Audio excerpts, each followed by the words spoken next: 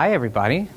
Thank you for coming to talk about data integrity and stateful services. This is a talk predominantly about how to make sure that data doesn't get fucked up. And if it does, how you can fix it really quickly.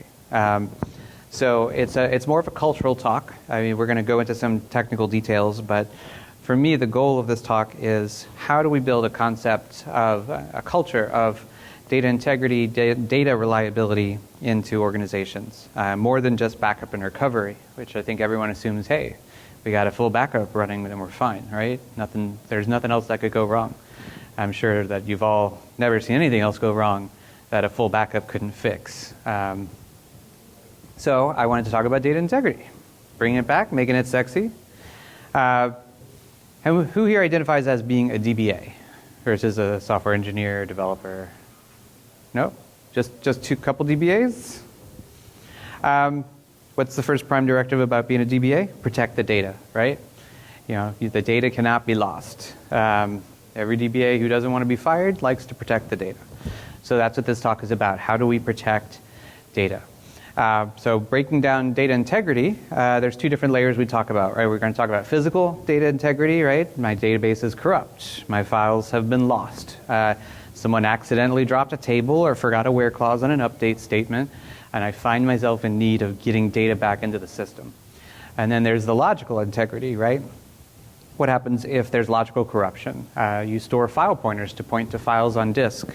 Those file pointers no longer point to files that actually exist. Relationships between users are orphaned, all kinds of different areas where logical integrity comes in. And I approach this as I do a lot of data work as this is the mission of the entire organization. Invariably, even if as the database administrator, database engineer, you get full control of how you build backups and recovery, that's not enough, right? Everyone, software developers, architects, systems administrators, operators, they all need to think about and plan for how to do data integrity. So if you're planning a recovery and data integrity after your application and infrastructure is built, you're probably doing it a little too late. I mean, realistically, you're often going to be brought into environments where it is too late, and you have to start backfilling it and slowly fixing these things. But ideally, this stuff gets front-loaded into planning. And so we start then, you know, what does that look like? If you want to front-load, if you want to plan for how to build an environment, how to build a database environment that is recoverable and ideally has a minimum of data loss, data corruption.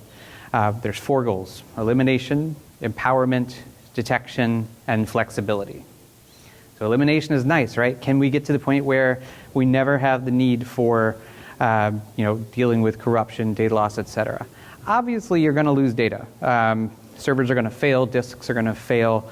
Those things will never go away. And so we know we have to always prepare for that. But there are a lot of areas that we can proactively eliminate possibilities. Making sure that your systems are tuned for durability is the first one, right? I assume people here have worked with MySQL systems, and it's very easy to tune InnoDB to be very durable or not so durable based on performance preferences. Everyone will probably want to start with a flush log a transaction commit on every commit until performance goes beyond what is acceptable, and then they start to relax durability for performance. At that point, they're no longer proactively eliminating the need for recovery, because that increases the chance of corruption or just data loss. Similarly, understanding your isolation levels, right? When you're defining isolation levels for your data stores, they need to be defined at an appropriate level for the application you're tuning. Serializable isolation is awesome and is very expensive in terms of performance. So again, sometimes people will pull that back a bit, or they don't understand how the isolation levels actually function in their data stores, or the data store companies are lying to them about how their isolation levels actually work. And I have a little case study on that one next with Clara, which is very fun. Then, of course, there's if you're trying to proactively set this up, you want to think about the database itself, right? Consistency versus availability. Is everyone here familiar with the CAP theorem? Anyone not familiar with the CAP theorem? Cool. So you have to consider how much on the consistency side versus the availability side do I need, and am I going to set up the databases? Can I tolerate some level of availability loss just to make sure I never have to worry about data? If you're in a banking system, that might be more appropriate. Versus, am I just delivering cat gifts? If I'm delivering cat gifts, I can probably compromise a bit on consistency for availability. And a few angry comments about that cat wasn't funny enough might get lost. But in general, no one's going to die. And finally, figuring out the velocity levers. So when I say velocity, I mean developer velocity, how quickly you can push features out. Everything we talk about with data integrity costs resources and costs money. So as we start to look at how we build this in, there's just the side of developer velocity. How quickly do we need to get to market, and how much of a risk tolerance for data loss does this company have? Because if there is risk tolerance, then sometimes it makes sense to be a little more relaxed with some of the areas around integrity detection specifically. So a case study. Has everyone here looked at the Jepsen Call Me Maybe series on the world of the internet? Okay, so far I have gotten very few yeses or nos on any questions. So.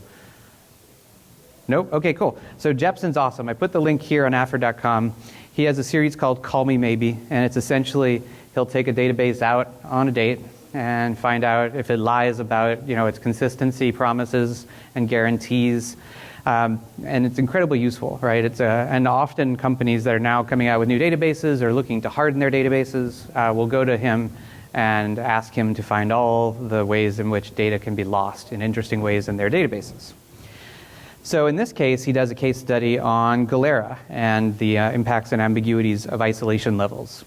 So, and specifically here, when we're looking at isolation levels, there's 3 different areas that should be protected against depending on the isolation level you choose in your database. There's dirty reads, which is dirty read is when one transaction has not committed data, but they've written it, and someone else can read that data, so they see the writes before they're actually committed. That's a bad thing. And read committed, repeatable read, and serializable isolation levels should avoid that for you. And you get to fuzzy, which is a non-repeatable read. If I do the same query twice, I could sometimes get different data sets because of what's going on elsewhere in the environment.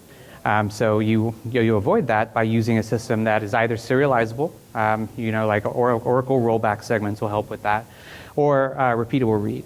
And finally, there's phantom reads, which is similar to a phantom read, similar to a repeatable read, except it's a range. So in that case, when you do a query and you query a range of data, you do the query again, the range is the same, but the amount of data in the range is different, again, because of other transactions in flight in the system. And generally, only a serializable isolation level can protect from that. So if you don't expect this behavior, right, if you don't know about this behavior and you expect your database to protect, or you know about it and you expect your database to protect against some of these activities, and it doesn't, then you find yourself in situations with data integrity and data loss. So in the case of Clara, Clara says, as of 2015, I believe they've fixed this since then, they said, hey, we've got snapshot isolation, which can lead to serializable actions in the database. And you're like, awesome. Well, that should prevent dirty writes, dirty reads, lost updates, some phantom reads. That's cool. That's what we want. So Jepsen goes in, and it doesn't work at all. And if you look at the page, he gives you the full approach that he took to do this. And then, the Clara team comes in, Vadim comes in, everyone's talking on this, and everyone's a little upset. And so then finally someone says, well, we were using the first committer wins conflict resolution to try to make sure that these didn't happen, but it was too slow, so we disabled it.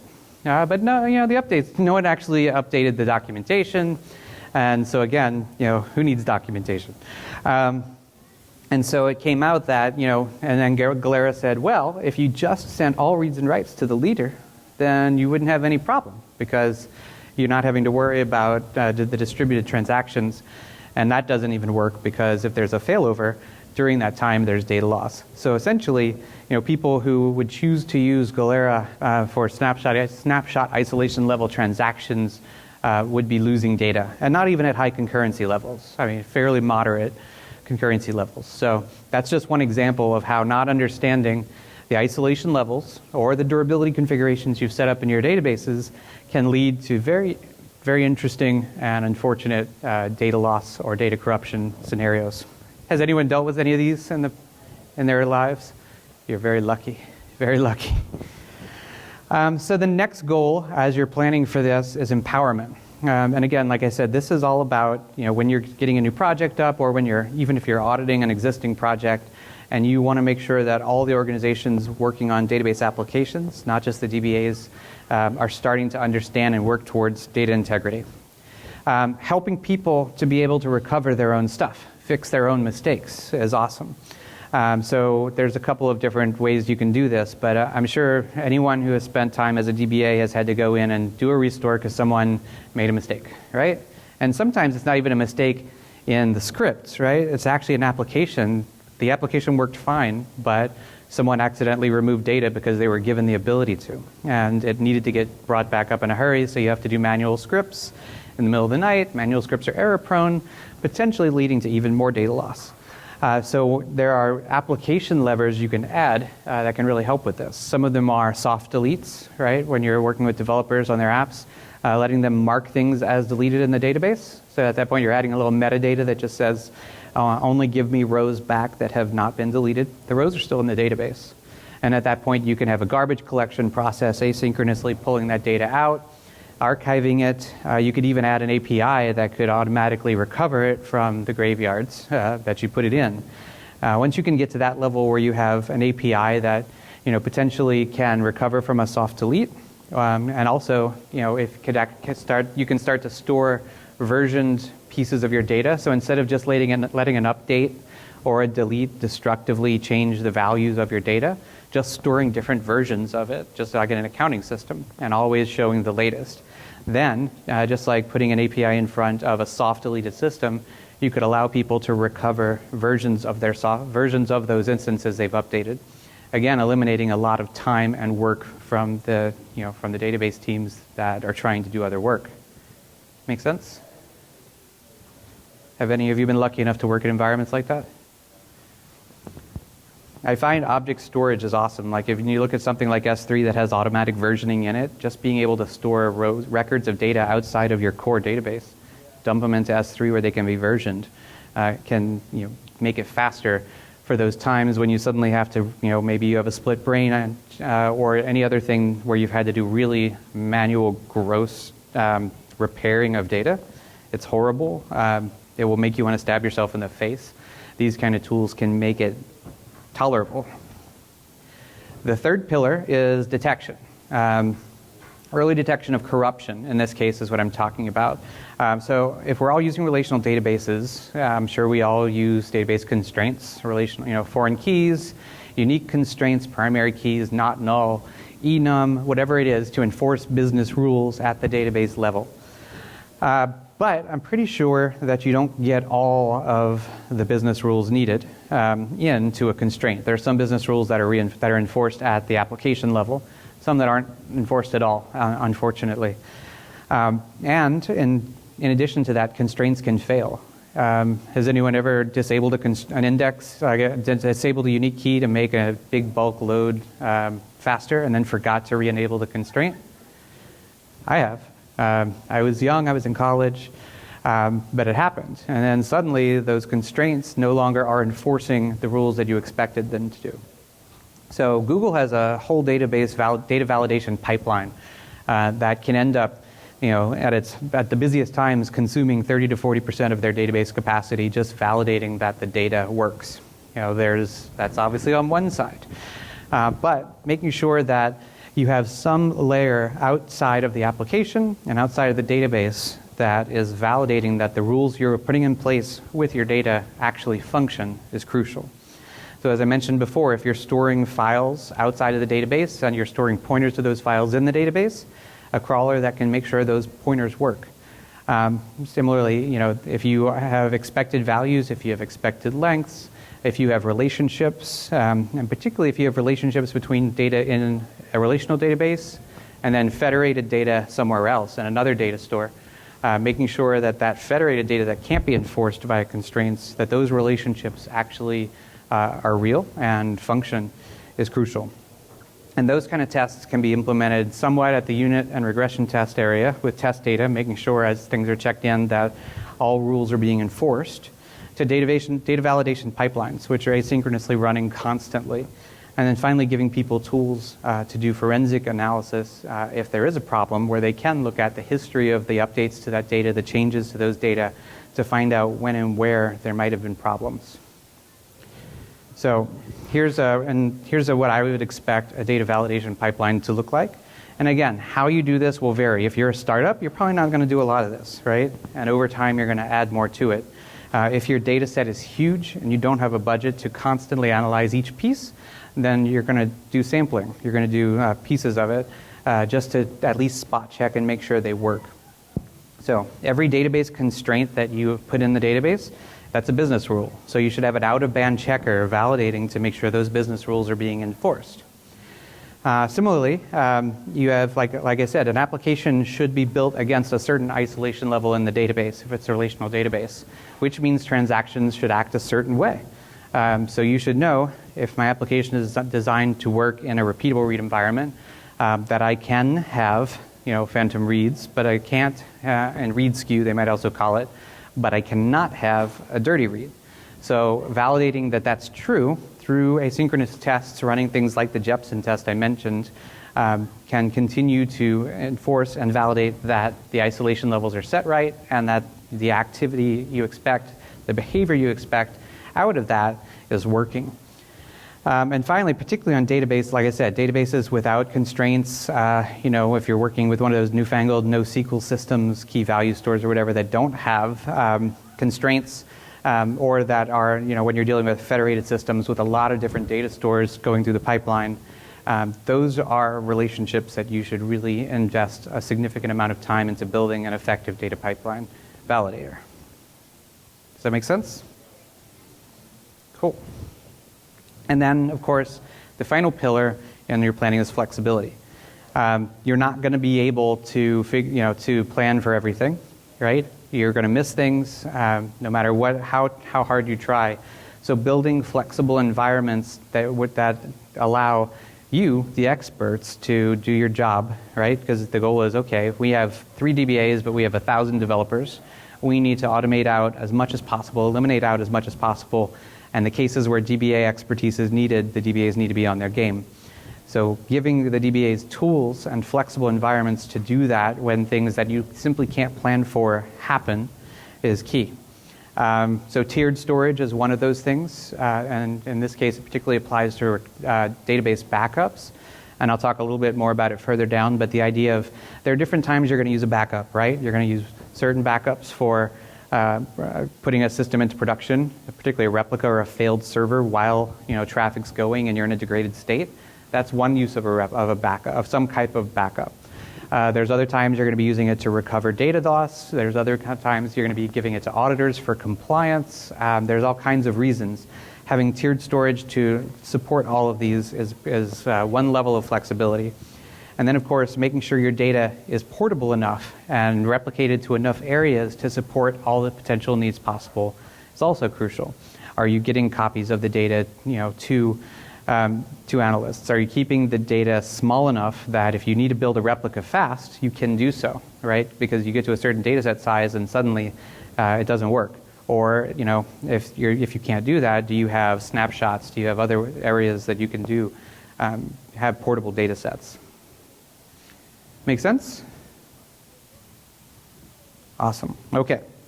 So what could go wrong, right? Ideally we've done that planning in the front stage, but people will always ask, why should we do this? Why should we invest developer resources in writing data validation code, right?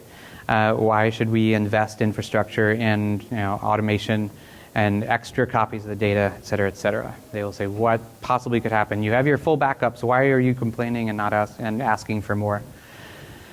So there's tons of reasons you might need data integrity, all of these things we just talked about, as well as advanced recovery techniques.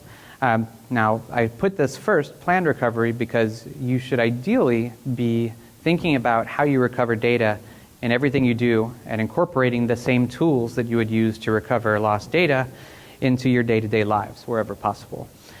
So what's a perfect example? Well, the way you do restores should be the way you deploy new capacity, or it should be the way you build a testing environment or a developer environment. It should also, ideally, the ways you move data around when you're recovering data. Say I'm doing a soft delete, putting something into object storage should be the same way you move them into downstream services for analytics and compliance. The more you have it in your planned systems, the more it's practiced, the fewer bugs exist because you catch them and you fix them in times when it's not the middle of the night. Maybe you're a little drunk, maybe you're just tired because the kids have kept you up all night. There's all kinds of reasons. And don't do database work drunk. I would never say do that. But by doing it during the planned times, you make it more likely that you're going to be comfortable and handling things well in the unplanned times. So now let's look at the unplanned scenarios. The things that these are the things we're doing this for. These are the things that can happen that we want to repair against. Some of them are obvious, some of them less so, and a lot of them require different solutions rather than just full and incremental backups, right? So we break it down into scope, impact, and a category. And if you put those three together, you get about 24 combinations of integrity failures that are possible that you would need a plan for. Will you be able to plan for all of them? No. But having an enumerated list will allow you to prioritize by scope, by impact, and by the amount of resources you have. So when we define scope, we're talking about what is the size of the problem you're trying to solve. Are you trying to solve recovery for one instance in a cluster that's redundant, one small subset of data, all the way up to an entire data center, an entire cluster, multiple clusters, entire data centers, full data sets in one shard, full data sets across the entire cluster of shards, and even full data sets across an entire pipeline. So breaking it out by scope will help you prioritize that. Similarly, impact. Is this something that is not impacting your service level objectives? Is it a small subset of users, or has it already broken the SLO? Is the application down? Are all users impacted? And anywhere in between. So with those variables to look at, you then start looking at what are the various categories I have to plan for and protect against. So there's operator error. Invariably, you could have the most automated, beautiful system in the world, and humans are going to mess it all up, right? They're going to screw it up every time. They might have, as I said, they might have accidentally deleted data. They might have corrupted data accidentally. They might have relaxed constraints and forgotten them. Even pulled out storage directly from under the database while it was running accidentally. Well, I thought I was in test. I thought I was in development. I had no idea. I was in college. Then there's application errors. In this case, the application is functioning the way you expect, but someone has coded bugs into it. And suddenly they're removing pointers to assets. They're mutilating character sets because application's configuration has suddenly changed. And now they are no longer writing in the same character sets. They might duplicate data, all kinds of things. Infrastructure services, right? The magic of Terraform, CloudFormation, Chef, Puppet. Have you all worked in these environments? Nope. Has any of you who have accidentally taken out a full production environment before with the press of a button? Do you remember the big S3 outage recently? That was all because of that. Infrastructure services are amazing and save you tons of time until they destroy everything. So maybe orchestration got frisky. You accidentally, again, thought you were in the wrong environment. Maybe configuration management changed some durability parameters accidentally. Proxies or DNS servers could point you to the wrong data cluster. There are tons of ways infrastructure services and automation can create problems. Then there's operating system and hardware errors. Silent corruption on blocks due to failed ECC error checks. Storage lies. I think we've all figured out this at this point, that just because you hit an F-sync or you do an F-sync, that data actually persists down to disk. Even if you are in an environment where you own your own hardware, that's probably not true. Much less if you're in something like Amazon or EBS, where you have no idea what's happening when an F-sync occurs in the software, right? There's tons of chances for corruption, for lost blocks. You could have a data loss during a power down, and all those things. Similarly, there's hardware failures at the disk level, at the memory level, at the controller level, all kinds. And finally, catastrophic failures at the data center level. Does anyone remember the fun days of Rackspace's early days when an 18-wheeler hit their data center and shut down the whole thing? That was, I think, in 2008, 2007, somewhere around there. An 18-wheeler literally hit the data center and shut it down. That's always fun. When we were working with the Call of Duty first Black Ops launch, and at the same time we were also supporting the Obama campaign, all in US East in Amazon. So we had 60% of US East capacity allocated to these two projects. And Hurricane Sandy came on the East Coast. So suddenly we had to move everything in one weekend to the West Coast. And that's when we're glad for clouds, as frustrating as they can be. But catastrophic events. All of these need to be accounted for when we build a recovery strategy. Did I miss any? Or any fun war stories y'all want to share? No? Okay. It's the end of the conference. I'm going to give y'all, normally I would call you out for not participating more, but I'm sure everyone wants a beer and or a non-alcoholic gluten-free beverage. So let's just go into the building blocks of the recovery strategy. How do I build a recovery strategy that hits what we talked about? Elimination, identification, and detection, supporting customers to fix things themselves, and flexibility. The building block one, again, as I said, early detection. A culture of unit and regression testing for everything, making sure data validation test suites are built and maintained, and tools and analytics to investigate errors and problems that occur. That's followed by tiered storage. Fast, expensive storage for moving data sets fast, the whole data sets fast. Slow and inexpensive storage for long-term backups. So, when someone tells you that a bug was introduced 8 weeks ago, you have enough backups available that you can actually go back and start to recover data. Long-term storage, tape and offsite for the really worst-case scenarios, and also for auditors. Object storage for versioning pieces of data that are deleted frequently, and maybe even getting into a distributed log system like Kafka, so that when anything, when you do an update or a delete, basically a destructive mutation, that you can start an event processing flow where a consumer can start to build copies and versions so that if someone needs to pull that data back quickly, they can do it without bothering you. Building block 3, the toolbox. Making sure you always have full and incremental online backups, full and incremental offline backups, and then depending on what your needs are, adding to it fun things like APIs for soft deletion and undeletion, APIs for version rollback and play forward, producers for event streams to recreate objects. And finally, the last building block is testing. Daily use is the best way to test things, right? So incorporating all of anything you might do for recovery into your daily operational work as much as possible. Where you can't do that, setting up continuous testing. So let's say you can't incorporate your recovery processes. You can just build a continuous recovery process that's always picking the latest backup and actually doing a recovery on it, using heuristics and validation to make sure it worked. Regular game days and team scenario testing, actually, corrupting a replica, letting people fix it, introducing interesting bugs and tests where people then have to fix it and recover from it, are all ways to do testing regularly so that when the big thing finally comes down, everyone's ready for it. Make sense? Cool. Okay. So just some final thoughts. Like I said, data integrity is a cultural thing. As a DBA, I think particularly as we start growing into these SRE, large developer populations, your job is more ambassador and educator and teacher 80% of the time.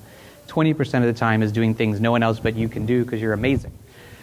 So recognizing that part of your job is teaching software engineers about isolation levels, durability levels, constraints, making sure that they are doing effective checks, making sure that, looking at commits and working with them to find out, are they enforcing business rules outside of the database? If so, is there a validation test running regularly to make sure it's working? It's your job to teach them that, right? And they need to think of that just like you, just like operations engineers, everyone else, at every stage of the software development lifecycle. Similarly, checks and balances between the teams must happen. Again, If it's in the app, make sure there's external checks. If it's in the database, make sure that there's external checks, something outside of your area of responsibility. And I think just making sure we all think we know everything about our environments, but our systems are becoming too large, too complex for any one person to understand all the data, all the interdependencies, and recognizing that it is too complex and looking for ways to constantly allow automation and test suites to catch things for you is going to be crucial. It has to be continuous. It has to happen every day. It has to continually be checked. And that means putting in all the time and infrastructure for those validation pipelines into project functional requirements. And you can't plan for everything, no matter what you do. I think that's key. I think we all probably got into the database world because we're slightly OCD. We like things in order, so we like to think we can plan for everything, recognizing that we can't. And one of the best things we can do for ourselves and our team is to build enough flexibility into the environment that when something goes wrong that we didn't plan for, it's going to be as manageable as possible. And that includes early detection and flexibility in our infrastructure and in our processes. And good luck, you're going to need it. So I would love, if there's any Q&A, if y'all have any questions, we can definitely do that. If you want to do questions at the bar, I'm happy to shift and move. What do y'all think? Who has a question? Cool. Then I'm going to assume I did an amazing job. And thank you very much.